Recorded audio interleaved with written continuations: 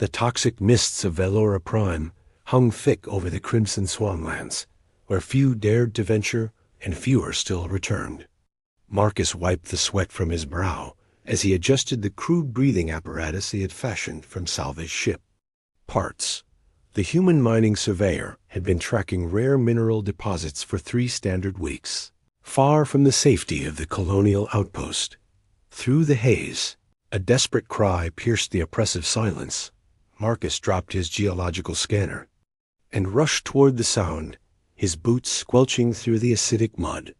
The swamp's native predators were legendary throughout the sector. Razor-fanged bog serpents that could dissolve metal with their saliva, and worse things that lurked beneath the surface. He found her waist-deep in what appeared to be quicksand, though the bubbling green substance looked far more dangerous. She was tall and lean, with the distinctive silver hair of the Alteron species, but her elegant features were twisted with genuine fear. Her strange, form-fitting armor was slowly being eaten away by the corrosive bog. "Hold on," Marcus shouted, scanning the area for something to use as a rope. The woman looked up at him with startling violet eyes, speaking rapidly in what sounded like panicked Alteron. Marcus grabbed a fallen branch and extended it toward her, but it wasn't long enough. Without hesitation, he began stripping off his environmental suit's outer layers, knotting them together into a makeshift lifeline. The toxic air immediately began burning his exposed skin, but he ignored the pain. "Grab this." He threw the improvised rope toward her. She caught it with surprising strength and began pulling herself out of the deadly bog. Marcus braced himself and hauled backward, his muscles straining against her weight and the suction of the swamp.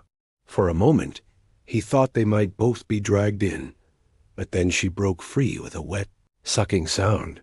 They both collapsed on relatively solid ground. Gasping, the woman's armor was badly damaged, revealing sophisticated technology beneath that Marcus had never seen before. She spoke again in Alteron, then seemed to realize he didn't understand. "Thank you," she said in accented but clear standard. I'm called Lyra." "Marcus," he replied, quickly pulling his environmental suit back on. "We need to get out of here. Those bog serpents hunt by vibration, and we just made a lot of noise." As if summoned by his words, a massive shape erupted from the swamp behind them. The bog serpent was easily 15 meters long, its scales gleaming with toxic secretions.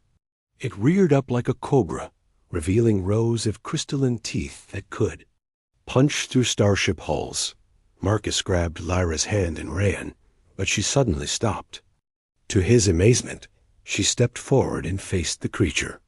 With fluid movements that seemed to defy gravity, she leaped impossibly high, avoiding the serpent's strike. Her damaged armor somehow extended energy blades from her forearms, and she landed on the creature's head. The battle was over in seconds.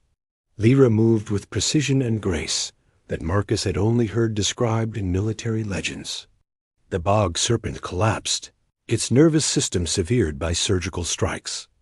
Lyra landed lightly and turned to Marcus, who stood frozen in shock. "You are Marcus the human, yes?" she asked. "The one who mines for crystals?" He nodded numbly. "I have been searching for you," she continued. "Your people speak of humans as weak, but the Galactic Council has heard different stories.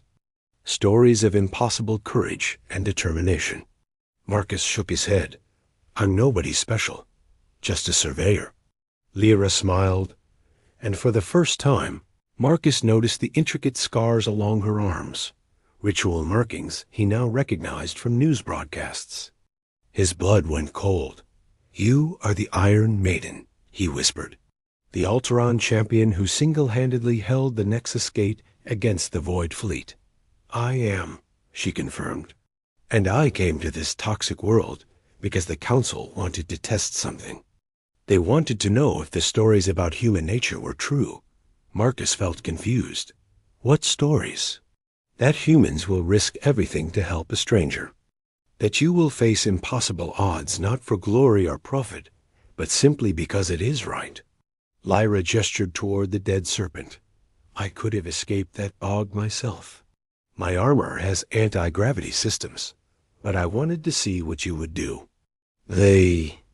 Revelation hit Marcus like a physical blow. You were testing me?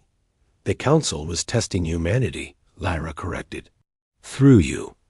The galaxy faces a new threat, something worse than the Void Fleet. We need allies who fight, not just with weapons, but with the kind of courage you just showed. Marcus looked at his torn environmental suit, then at the legendary warrior standing before him. So what happens now? Lyra's expression grew serious. Now, Marcus the Surveyor, you help me convince your people to join a war they know nothing about.